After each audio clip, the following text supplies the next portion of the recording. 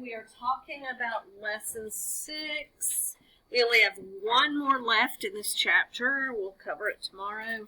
Wednesday we will review. Thursday will be our test. Tomorrow I'll go ahead and give you the review paperwork so that you can get started on it and hopefully have some of it done before you come in on Wednesday so that you can just finish it up on Wednesday and ask questions. Okay, lesson P6. Complex numbers.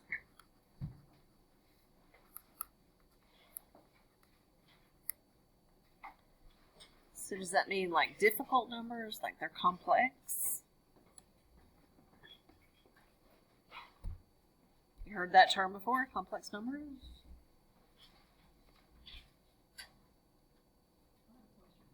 Okay. Yes, hang on one second. It's okay. So you're saying the foundations, is it like a pre-reddit class, but they still have to take algebra 1 after they take that? Yes. Okay. But it's only for 15 or so to qualify, so I don't know if it wants to be on there or if they need to be on there or not. But no, you'll have to ask Pam this. Oh, yeah, there it is. Yeah. Yeah, so it's just on the night thrown in and it's by teacher recommendation. I'm going to put like a little note or something like that. Yeah, that'll work. Yes, and I just thought that was something. And there's Cal. Okay. And they told me to take 8 3 count off of it, but they weren't off. Because I hate it. It looks so nice. I'll take it off.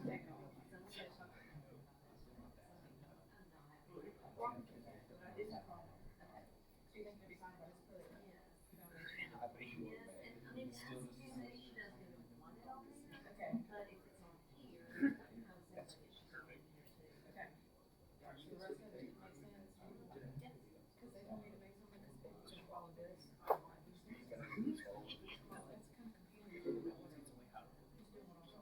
Okay, I'm gonna make sure I put it on there. Sorry, I didn't say it. You're good.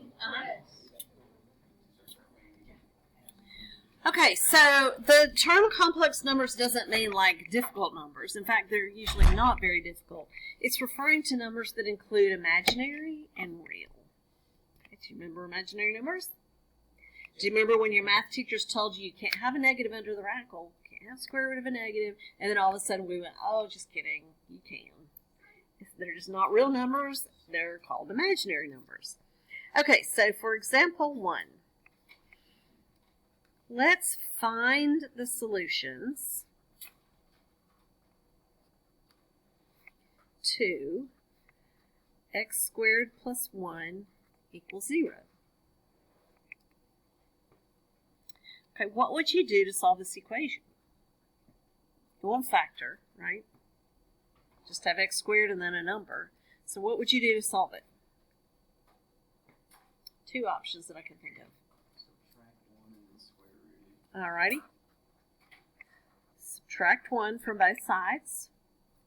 Square root, and we are not going to forget the little plus or minus. Okay, so on the left we just have x, then we have plus or minus, but what on earth is the square root of negative 1? I. Okay, so we use I to represent the square root of negative 1. Let's put this in context with this graph over here for a second, and then I'll come back and explain why I is even a thing. Okay, so changing that 0 to a y. If I said we want to graph y equals x squared plus 1, okay, what will this graph look like? Parabola, right? Okay, what does the plus 1 do to our plain old vanilla parabola? It does become the y-intercept at 1. Basically just lifts that whole parabola up 1 unit. So instead of having the vertex sitting at 0, 0, the vertex is here at 0, 1. And so the graph would look something like that. Okay, what are the zeros of this graph? No zeros. What are the x-intercepts? No x-intercepts. because those are the same thing, right? Okay, so this is actually like why I came to exist. So if I look at this equation, I'm like, okay, that's a quadratic equation. Degree is 2. I should be able to account for 2 solutions. It might be the same number, but I should be able to account for 2 solutions. Well, if I consider the solutions or roots of the equation, or the zeros, the same as x-intercepts, then I know there aren't any. So really and truly, this imaginary number concept came about to provide solutions for these type of equations. Like, oh yeah, we can, by the way, provide 2 solutions. It's just they're imaginary numbers. Okay, so that's actually why they came about in the first place. So can you find 2 solutions? Yes, but they're not real numbers. They're imaginary numbers. How does somebody come up with that? That's a really good question. I don't know why that came to be like, okay, well, let's just come up with a way that we can represent an answer to this. Okay, but graphically, we know there is no 0. But when we solve it using complex or imaginary numbers, now we can come up with a solution. How would somebody have to use that? Actually, imaginary numbers do have some common day practical uses in the field of computer science. So it turns out they are useful for something, but that's kind of their origins.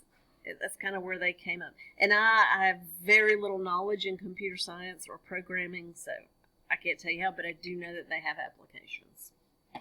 Research it if you're interested and share it with us all. Okay, so we can use this handy-dandy definition to work around certain situations that previously were not solvable. Okay, so what if I wanted to take the square root of -9? So prior to Algebra 2, you would just be told, like, yeah, that doesn't exist. And it doesn't exist in the real number system because it's not a real number. So what I would do is break this down into -1 times 9. And then if I have the product under radical, I can split that apart into 2 radicals. And then here's our friend I. And we know that the square root of 9 is 3, so this would be written as 3i. Okay, so what could I do with the square root of 20? One thing I can't do is grab that little yellow calculator and type it in, because it's going to give me an error. Now, I can type in square root of 20 if I need help simplifying that, but it's not going to take care of the negative under there. We have to do that ourselves. So what I would think about is, okay, we've got the -1. But what would you simplify square root of 20? What factors would you use?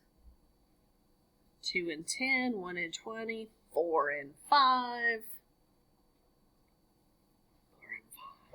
Because 4 is a perfect square. Okay, so then we're at least mentally thinking of it as this. Splitting them each apart. And evaluating. So there's your I, there's 2, and square root of 5 can't be simplified. So we would say 2i square root of 5. Or sometimes you will see 2 square root of 5i.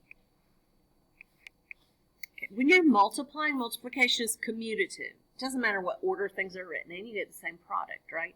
So it doesn't matter if I prefer to put the I in front of the radical, or if the textbook prefers to put the I after the radical, it's all the same thing. Just be careful to make sure that that I doesn't appear to be under the square root. Okay? All right, so let's go back to that term that we used at the top, complex numbers. And complex numbers just combines the real numbers plus imaginary numbers.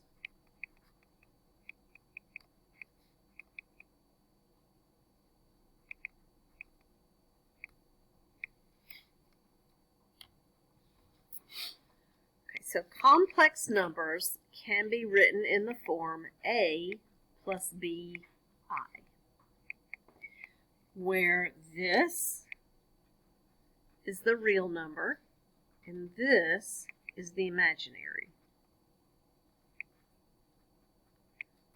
number.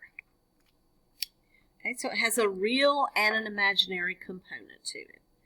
So could I take something like negative 3i and write it in this form? Okay, if I just have negative 3i, what's the real number that's with it? Is there one? I could say it's 0, yeah. So this could technically be written as 0 minus 3i.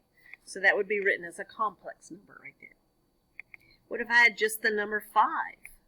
What's the imaginary part with that?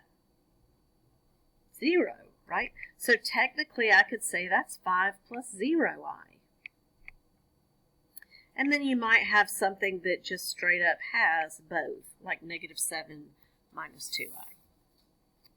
Okay, so any number can be written as a complex number, because we can always say that there's 0i with it, or 0 as the real number. So any number can be written as a complex number. So complex numbers are all the numbers that we know.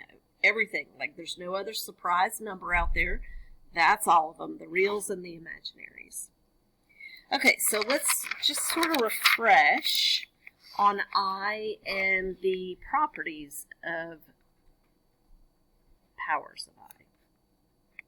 Okay, so by definition, I is the square root of negative 1. Okay, what if I square I?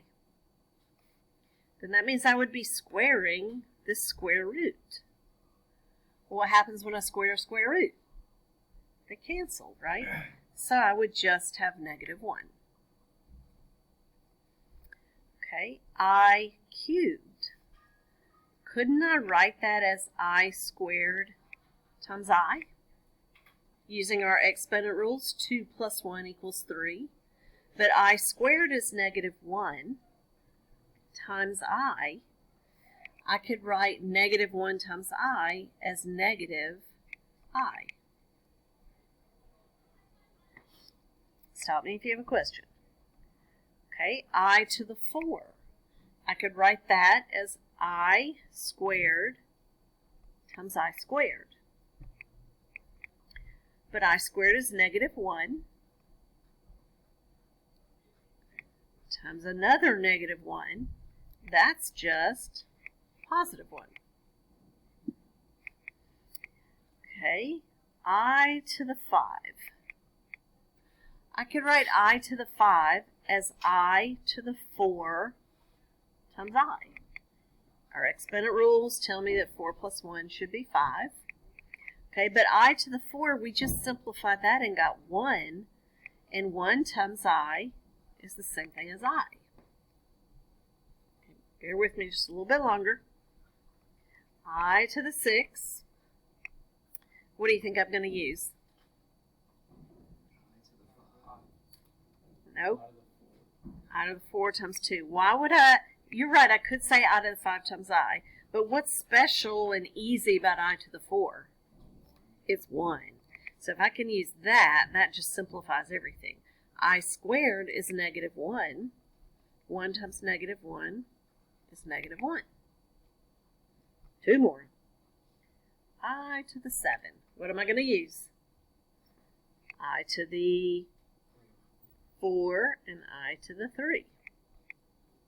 Because I to the 4 is 1 and I cubed is negative I. Well, if I multiply 1 times negative I, that's negative I.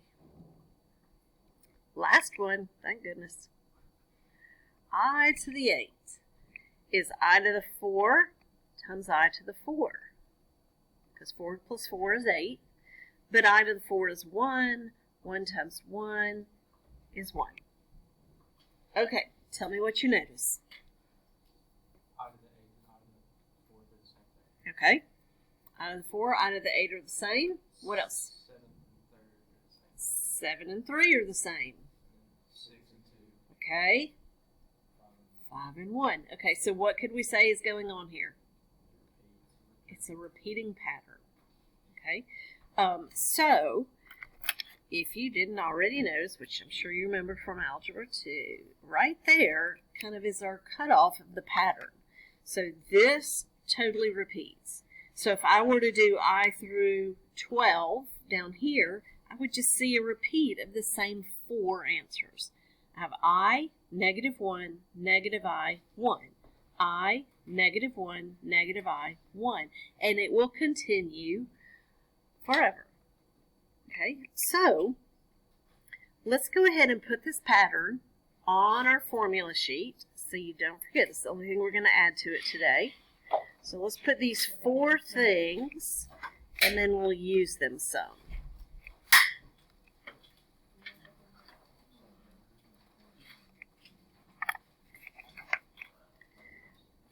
So we have square root of negative 1 being I squared equals negative 1. I cubed is negative I, and I to the 4 is 1.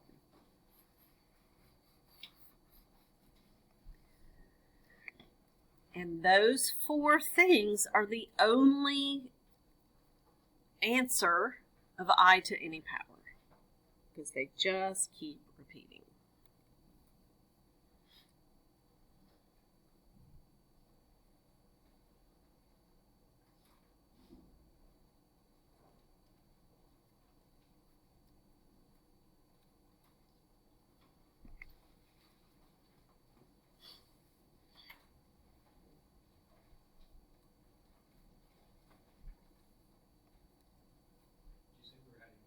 Nope, that's it.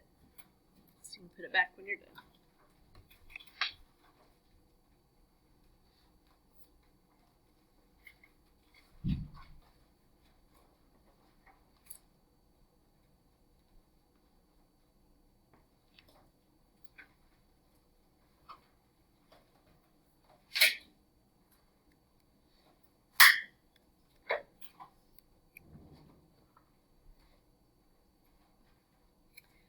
Okay, so I want you to think for a minute of how we could figure out what I to the 23 is. Just think to yourself, and then once you get an answer, I'm going to ask you to tell me how you got it, because I can think of at least 3 ways that we could get here.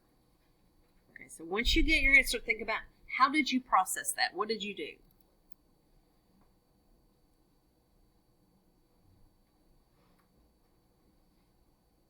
They have an answer that they want to explain how they got to. Okay, Terry Grace? I got negative I. Okay.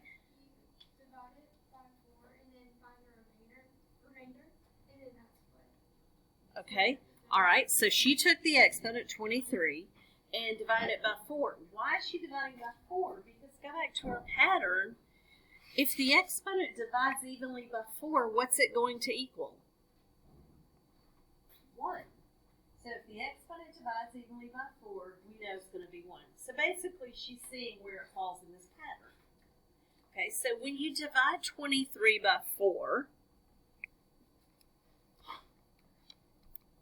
23 divided by 4, it does not divide evenly. What does the 5 tell me? Okay, so how many times I'm going to go through that pattern? And then I get this leftover, this remainder of 3/4. So that tells me I will make it 3/4 the way through the next list. So if I go 3/4 the way through this list, I end at negative I. Okay, so that's one way of getting there. Did anyone come up with the same answer, but you got there differently? Anybody? Come on, don't be shy. Remember I said I can think of 2 more ways? Did anybody just literally count? 1, 2, 3, 4, 5, 6, 7, 8, 9, 10, 11, 12, all the way to 23? Nobody? Okay, that's an option, isn't it? I mean, 23 is not that big. I could just keep counting through this list until I get to 23. Did anybody use something that you knew divided evenly by 4? And then worked backwards from that? Like I to the 24, you would know? Nope. Okay, that's the other option that I was thinking of. Okay, so let's take something a little less obvious. Like what about I to the 1053? certainly wouldn't want to count through that list, right? So figure out where that would fall in the pattern.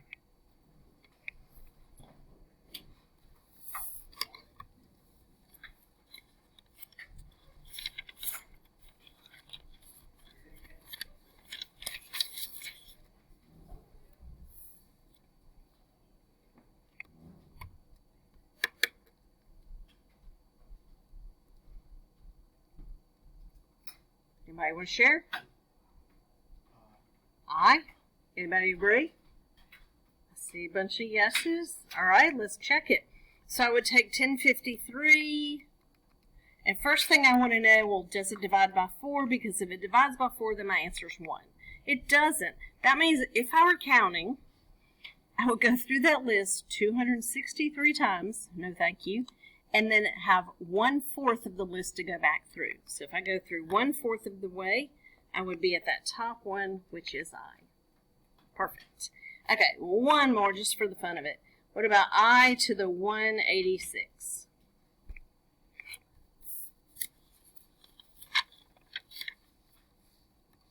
What do we get there? Divide by 4.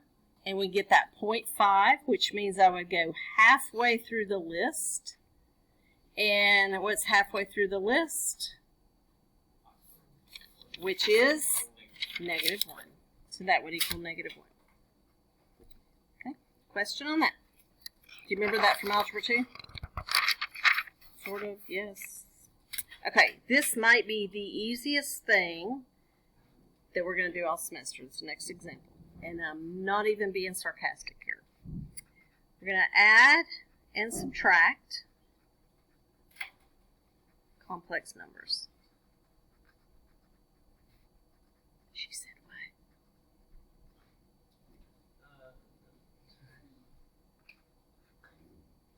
Come on.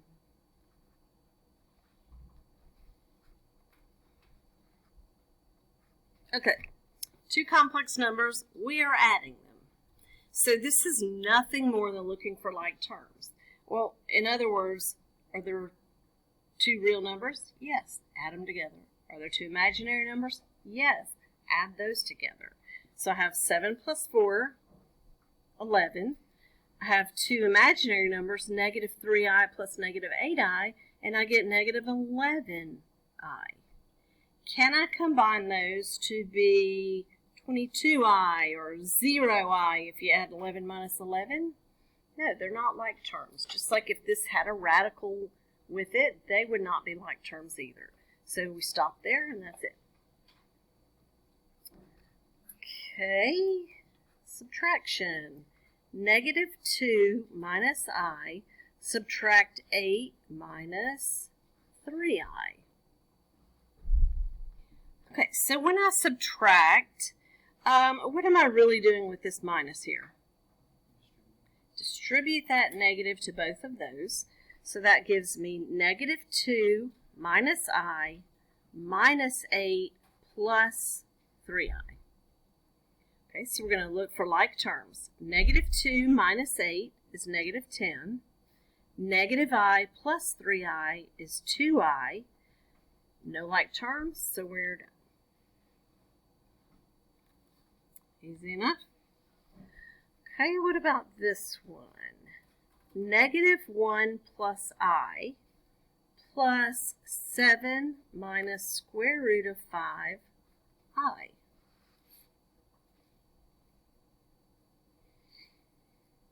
To have real numbers that will combine. Yes, I have the -1 and the 7, which is 6. Okay, I do have 2 imaginary numbers here, but are they like terms? No. So I still have the plus I, and I have the minus square root of 5i. It is fine to leave your answer like that. But I believe you will have a problem like this on your homework, and I believe that they will do this with it. 6 plus I parentheses 1 minus square root 5. What just happened there? Yeah, it's like when we factor by grouping. These two terms both have an I, so it's just factored out. And then I'm pretty sure the book will even rewrite that to look like that. What's the difference? It's just putting the I behind the parentheses instead of in front of it. Is it different?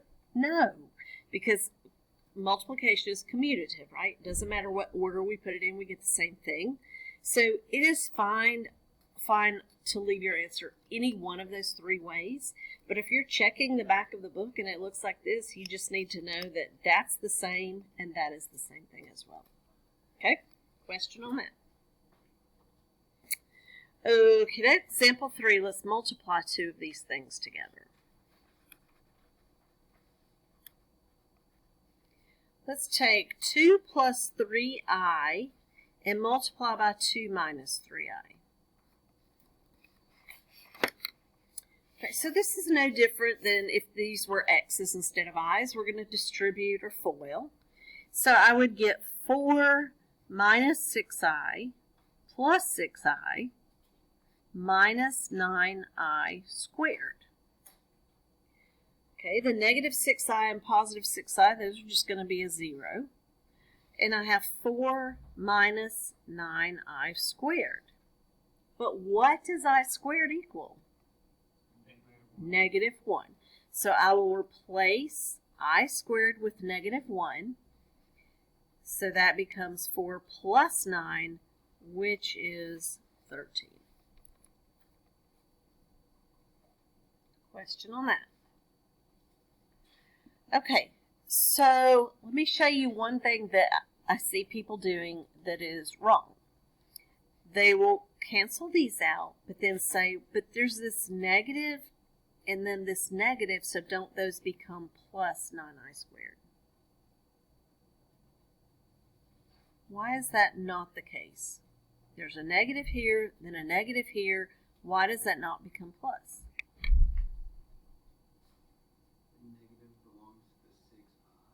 Yeah, so you've got this 4 minus 0i once you add those together, then minus 9i squared. So that negative is technically in front of this term, not in front of that one. But I see that happen a lot, so be careful. Don't try to apply that to this.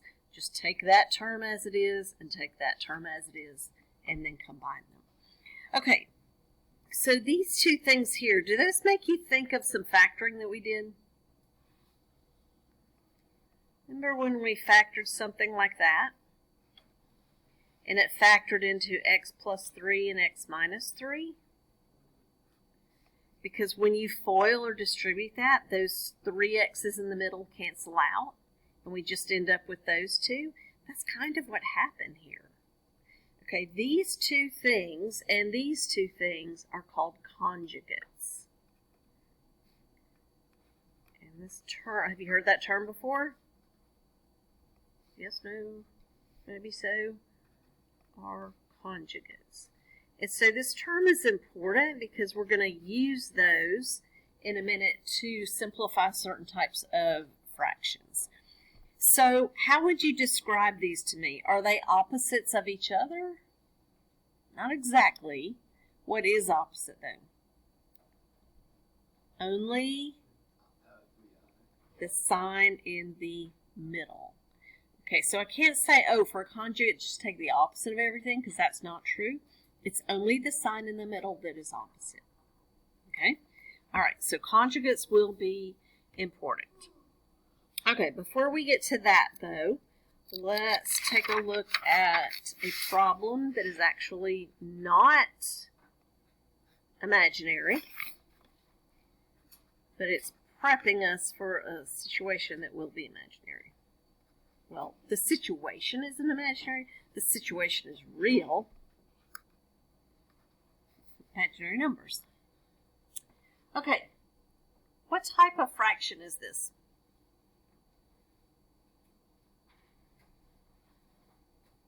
What type of number do I find in the denominator? Starts with an I. In decimal form, it doesn't terminate or repeat. What's that word? Come on, come on, come on. Irrational? Ah, it's an irrational number. Decimal form doesn't terminate or repeat. Okay, if a fraction has an irrational number in the denominator, it is not considered to be in simplest form. Just like 15 over 10 isn't simplified, this is not considered to be simplified. Okay, so what we do is we take this irrational number and we create a rational number. Well, I can't just change the number. So what we do is we multiply by 1. A funny form of 1, but isn't that fraction equal to 1? Okay, so multiplying something by 1 doesn't change its value, but this is going to change the way things look. So when we multiply fractions, we go straight across. So this gives me 3 square root of 2 over square root of 4, which is just plain old 2. So 3 square root of 2 would be considered the simplified form of this fraction that we started with. Okay, this denominator started out as irrational. This denominator is a rational number. So it makes perfect sense when I tell you that this whole process that we used is called rationalizing the denominator.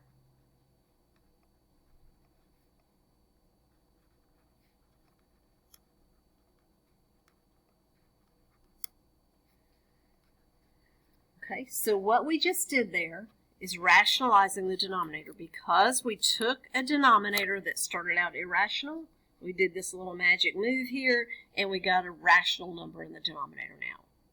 Okay, simplified form. All right, so we're going to use that same method to simplify a fraction that has an I in it. So for example, 5, we're going to simplify 3 over 2i. Okay, now I don't know about you, but that looks pretty simple as it is. 3 over 2i looks good to me. But that's a radical. That's a square root of negative 1. So we're going to rationalize it and create a fraction that doesn't have a radical in the denominator. So what I'm going to multiply by is a form of 1, just like I did up here. But this time I'm going to use just I. Okay, why didn't I use 2i? I could use 2i over 2i. There'd just be a little more simplifying to do in the end. All I have to use here is I. Okay, so same process. We're going to multiply straight across, and I'm going to get 3i over 2i squared. But what is I squared? Negative 1. So I'm going to have 3i over 2 times negative 1 is 3i over negative 2, which is fine if you want to leave it that way. I tend to not leave my negatives in the denominator because we kind of lose them. So I will usually bring it out front. Question. Okay, so what happens? What do we use when this is the denominator? We have to use the conjugate because I said we were going to have to use the conjugate, right? Okay, so think about this. Don't write this down. Do not write this down. If I did the same thing I did up here and I said I'm going to multiply top and bottom by I, when I distribute down here, it'll get rid of the I here because 3i squared will become negative 1, but I'll still have a 2i. So it won't get rid of the radical in the denominator. So I have to use more in this case. So what I'm going to use is, in fact, the conjugate. And the conjugate will be what? Negative 2 plus 3i. Yes, only change the sign in the middle. Only change the sign in the middle. Okay, now we've got some distributing to do.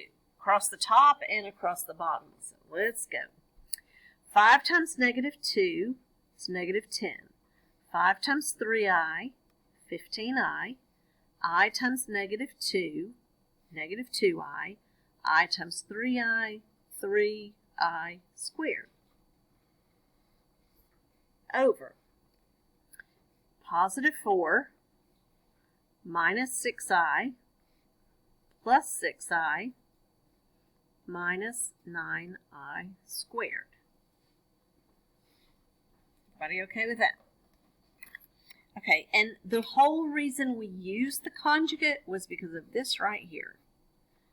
There's two terms in the middle, in the denominator, will cancel.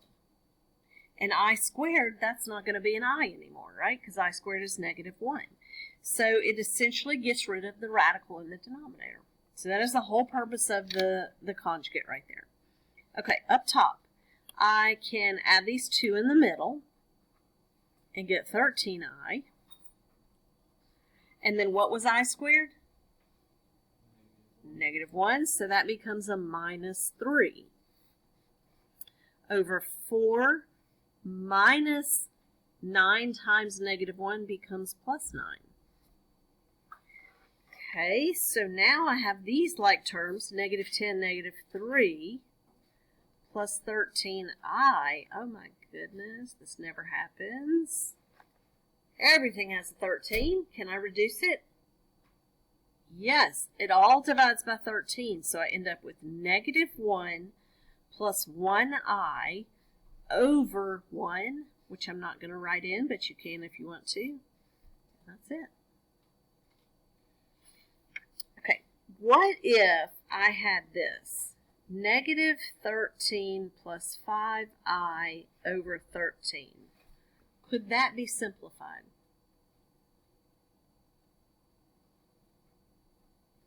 Just go get 5i? No. If everything up here does not divide by 13 or some other common factor, then it can't be simplified. So this would already be simplified. So be careful. Don't be tempted to cross out something like that if you encounter that. Okay, question? One more example. Got it in you? That's it. One more.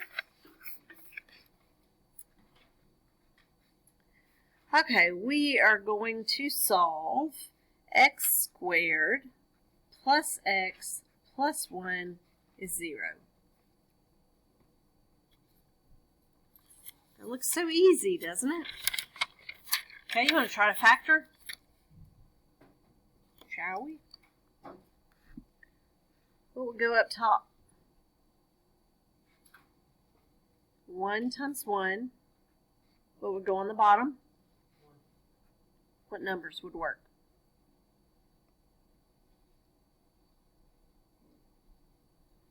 Nothing. I can multiply 1 times 1 and get 1, but I can't add 1 and 1 to get 1. If I use a positive 1 and a negative 1, that adds to be 0. If I use both negatives, that adds up to be negative 2. It doesn't factor. So what do we have to use? Quadratic formula. Negative b, blah, blah, blah, blah, blah, blah. Okay, what's A? What's B? What's C? Okay, broken record. X equals negative b plus or minus the square root of b squared minus 4ac all over 2 times a. Alright, let's keep simplifying. Negative 1 plus or minus, what do I get under that radical? That's 1 minus 4. What's under here? Negative 3 over 2. Okay, red flag. I have a negative number under there. What kind of answers am I going to have? Imaginary. I'm going to have I's in my answer. Okay, that radical can't be simplified except to bring out the I.